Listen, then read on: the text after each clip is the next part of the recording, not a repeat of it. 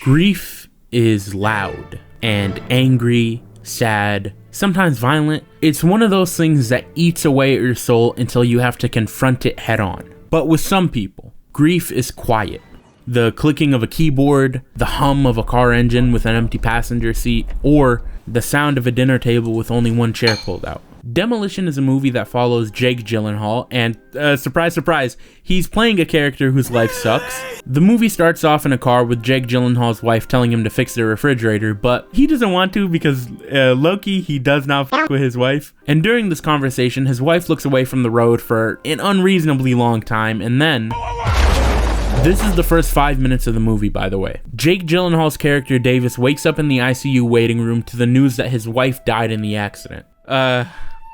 Mondays, am I right, guys? Anyway, what ends up following this isn't Davis freaking out or screaming or fighting. No, he just calmly gets up, goes to the vending machine, and tries to buy some candy. It's not at all what you would expect from someone who literally just watched their wife die. And yet, that's exactly what he does. He has this unbearably unsettling calmness about him, despite going through literally the worst thing ever. And then he goes home to an empty house, a house I might add that really nails the I'm rich and have no soul aesthetic. Davis just kind of turns off. He stares out his window, he stares at people, he stares into nothing. He watches National Geographic before going to bed. It really seems like he's just someone who is watching life happen. Kind of like the camera crew for those nature documentaries, observing and witnessing life, but never being a part of it. At the wake after the funeral, Davis is writing a letter to the vending machine company that got his candy stuck. And he's going into an insane amount of detail. It's really the most he's talked to anyone at all since the movie started. And that makes a lot of sense to me, you know? We all have had moments where it's just easier to talk to a complete stranger than to a loved one, because when I talk to a complete stranger, I'm not ever gonna see them again. At least I hope not. This is something that Davis does a lot throughout the movie, and I'm gonna be honest. It is so obvious that he wants to talk to somebody, but the way he feels and the way he expresses it, it just can't really be said to someone else. Like, you really want Davis to tell his wife's father, actually, I didn't love your daughter. That's insane, bro.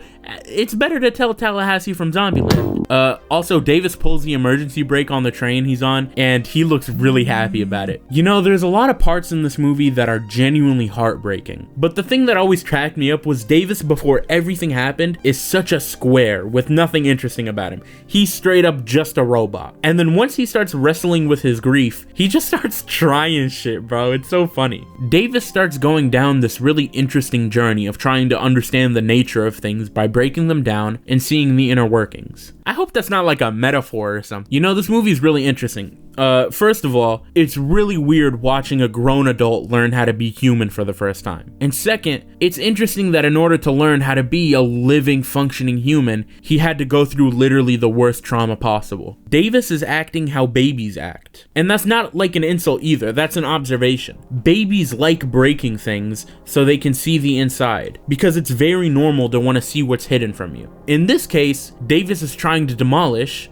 Oh, he's trying to demolish everything in sight so he can see the inside, because once you see the inside, you can see the nature of something. And funnily enough, the same exact thing is happening to Davis. Listen, bro, he can try and say he didn't love his wife or whatever, but it's pretty clear he loved his wife. She died, and this dude started taking apart bathroom stalls. You don't do things like that unless you love someone. When something traumatic happens, and I mean really traumatic happens, you as an individual need to figure out how you're gonna go on. Imagine you're a cup and a piece of you breaks off. You can try and put that piece back onto the cup, but it's not exactly the same. You have to put some kind of adhesive that will make the cup fit its original shape. But even though you do that, you know it'll never quite be the same. That's what's happening here. Davis went through such a horrible thing, and now he's trying to figure out how to live on. But in his case, he didn't really know how to live in the first place. He was an NPC, and now, probably for the first time in his life, he's learning how to operate and function like a normal person.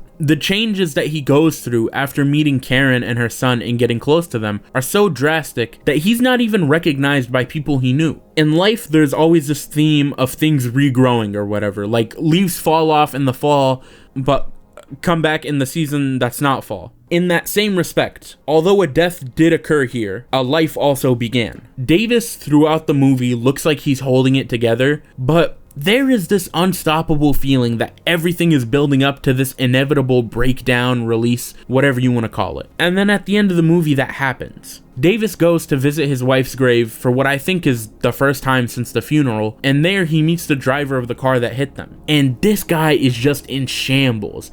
He has so much guilt on him, it's insane. He genuinely looks sadder than Davis does. And yet, despite being responsible for the driver of the car that killed his wife, Davis comforts him. It really felt like he forgave him in that moment. And then he goes back to his car, reads a crumpled up note his wife left, and then the dam breaks. Every feeling he was holding on to just hit him all at once. And then the next time we see Davis, he no longer has this like flat Fallout NPC face he's been wearing the entire movie. No, it really looks like he came to life. He still has this air of sadness on him, but man, you can really tell he feels so much more alive.